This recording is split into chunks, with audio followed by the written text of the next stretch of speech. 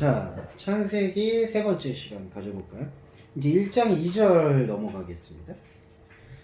자, 1장 1절이 창세기의 전체적인 내용이기도 하고, 더 나아가서 신구약 성경의 전체적 내용이기도 해요. 창세기 1장 1절은.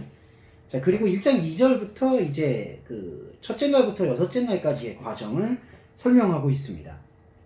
그걸 이제 좀 살펴볼까요? 첫째 날부터 전개가 되는데, 먼저 날에 대한 해석을 좀 드려볼게요.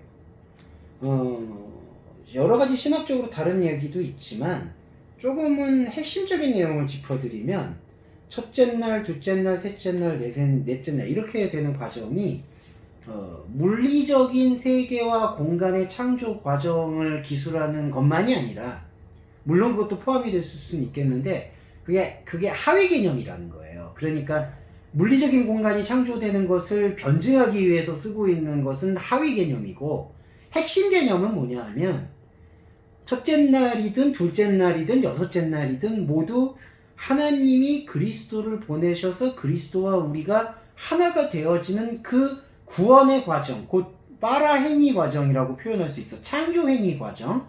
그 창조행위 과정의 모습을 상세히 압축적으로 기록하고 있다는 게 바로 첫째 날과 여섯째 날의 동일성과 다양성이에요.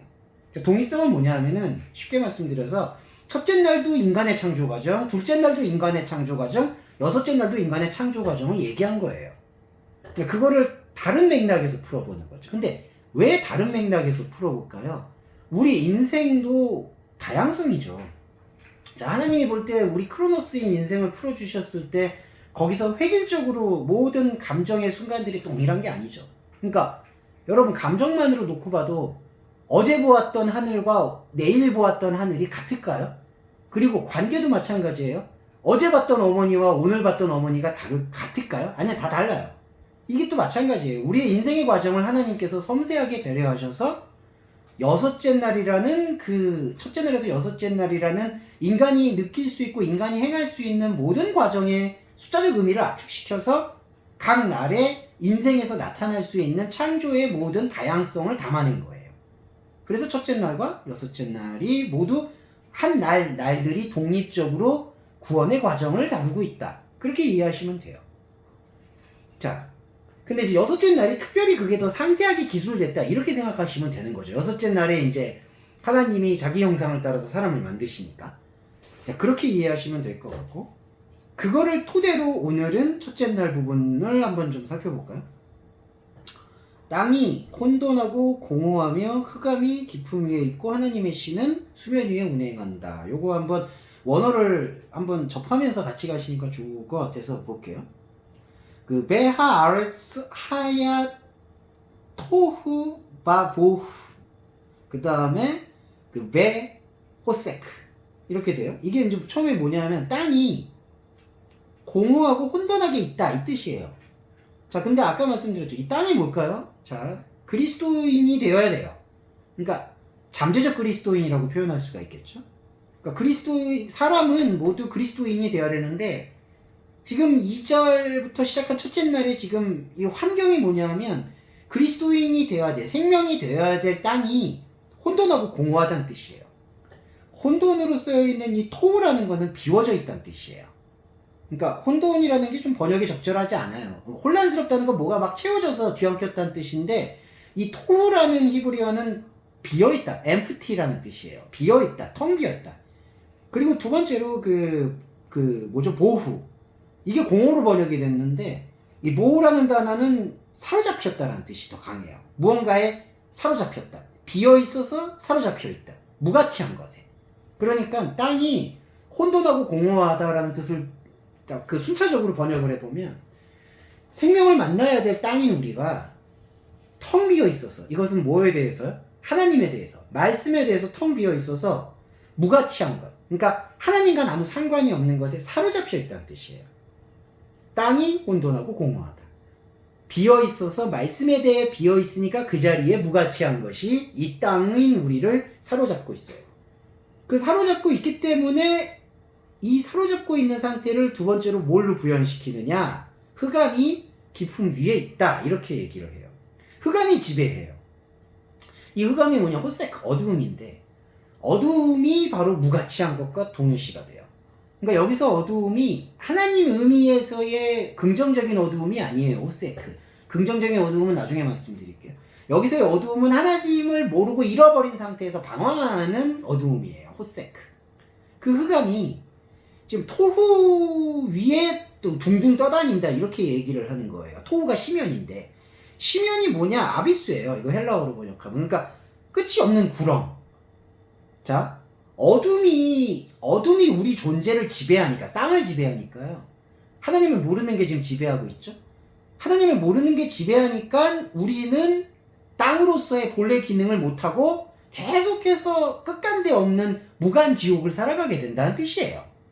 무간지옥. 그러니까 이제 어떤 정착하는 게 없이, 뭔가 안정하는 게 없이 계속해서 방황하는 상태를 무간지옥이라고 얘기를 하죠. 그게 이게 이 단어. 태홈. 시면이라는 단어와 동일한 거예요. 여러분, 무간지옥이 불교 용어라고 오해하시지 않으셨으면 좋겠습니다. 예, 이 태홈이 바로 그 뜻이에요. 그래서 어둠이 우리를 지배해요. 땅을. 자, 그런데 반대로 이게 지금 인간의 지금 하나님을 만나지 못하고 있는 상태죠. 근데 아까도 태초라는 게 1장 1절에서 인간의 상태와 그 인간의 상태 속으로 파고든 하나님의 계획을 말씀드렸잖아요. 두 머리가 존재하는 거죠. 그러니까 여러분, 이것도 오해하지 말으셔야 되는 게 뭐 두 머리 로쉬가 두 개 있다고 해서 이렇게 두 머리가 이게 싸운다 이런 뜻이 아니라요. 인간이 갖고 있는 이 무가치한 것에 사로잡혀 있는 이 컨트롤 타워에 하나님의 생명 계획이 스며든다 이런 뜻이에요. 이렇게 둘이 뭔가 상대적으로 싸운다는 얘기는 전혀 아닙니다. 오해하지 말고 이거를 이해해 주세요. 반대 개념으로 잡으세요. 1장 2절에 하나님의 신이 수면 위에 운행을 한다 이렇게 되어 있어요. 자, 루아 에로힘, 하나님의 신이라고 번역됐는데 루아가 헬라어로 말하면 푸념하죠. 영이에요. 영. 그러니까 이거는 하나님의 호흡이에요. 루아가 실제로 히브리어가 호흡으로도 쓰였기 때문에 그렇게 볼 수 있죠. 그러니까 엘로힘의 호흡이에요. 자, 여러분, 엘로힘의 호흡이 뭘까요? 이거 여호와예요. 그러니까 그러니까 하나님 이름 얘기할 때 엘로힘 있고 여호와로 나눠지죠. 그런데 아시겠지만 여호와라는 게 스스로 있다라는 그 자존성을 얘기해요.